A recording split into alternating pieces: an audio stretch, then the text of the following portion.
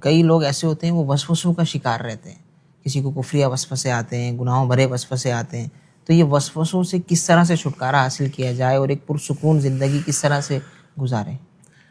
دیکھیں اس میں دو مشورے ہیں، یہ بہت زیادہ پیش آنے والا مسئلہ ہے۔ ایک تو میں اس اعتبار سے پہلا مشورہ تو یہی دوں گا کہ اس پر آپ امیر اہل سنت کا ایک رسالہ ہے وسوسے اور ان کا علاج، یہ ایک سمجھ لیں کہ ایک روحانی اس کے اندر علاج سمجھ لیں کہ موجود ہے، کہ اس کے پڑھنے سے ہی انشاءاللہ اللہ نے چاہا تو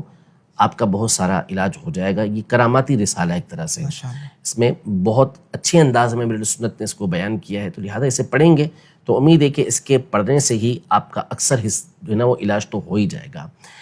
دوسری بات دیکھیں، اس میں آپ 50 کام کر لیں، لیکن اصل جو اس میں اختیار ہے نا وہ آپ کا اپنا ہے۔ آپ اگر خود چاہیں گے نا کہ مجھے ان کا علاج کرنا ہے اور مجھے اس سے جان چھڑانی ہے تو آپ چھڑانے میں کامیاب ہو جائیں گے۔ آپ اپنا ذہن بنا لیں کہ میں نے کسی بھی طرح کے وسوسے آئیں ان کی طرف توجہ نہیں کرنی، چاہے وہ طہارت سے متعلق آئیں، چاہے وہ نماز سے متعلق آئیں، چاہے وہ ایمانیات سے متعلق آئیں، کسی اور سے متعلق آئیں، میں نے اس کی طرف توجہ نہیں کرنی، کیونکہ جب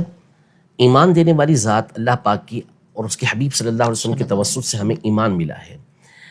نماز فرض کرنے والی، طہارت کو مقرر کرنے والی ذات اللہ تبارک و تعالیٰ کی، نبی پاک صلی اللہ علیہ وسلم نے اسے ہمارے سامنے بیان فرمایا ہے۔ تو جب اللہ کے نبی صلی اللہ علیہ وسلم نے ہمیں یہ بتا دیا کہ اللہ تبارک و تعالیٰ نے ہم پر وسوسوں کو معاف کیا ہے، جب تک ہم اس کا عقیدہ اور نظریہ نہیں بنا لیتے اس وقت تک یہ ہمارے لیے معاف ہے، تو لہٰذا جب ان کی طرف سے اس کی معافی ہو رہی ہے تو پھر ہم کیوں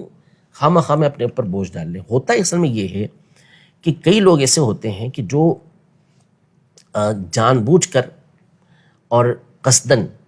یعنی ایک تو وہ ہوتے ہیں جو واقعی پریشان ہوتے ہیں، ان کی پریشانی اپنی جگہ پر ہوتی ہے۔ بہت سے لوگوں کو بس اس کے اندر ایک طرح کا ایک مشغلہ ان کا ہو جاتا ہے،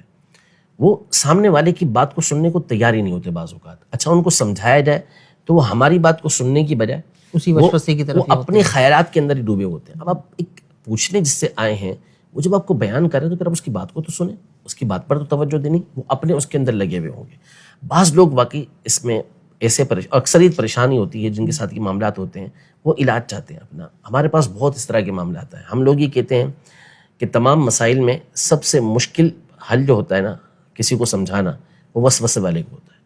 اور دوسری طرف ہم ساتھ میں یہ کہتے ہیں کہ سب سے آسان بھی وسوسے والے کو سمجھانا ہوتا ہے۔ یہ سمجھنا چاہے اور اپنا ذہن بنا لینا کہ میں نے ان چیزوں کی طرف توجہ نہیں دینی، منٹوں میں اس کا علاج ہو جائے گا، ختم۔ اور اگر وہ نہیں مانے گا، وہ سوالات پر سوالات کرے گا،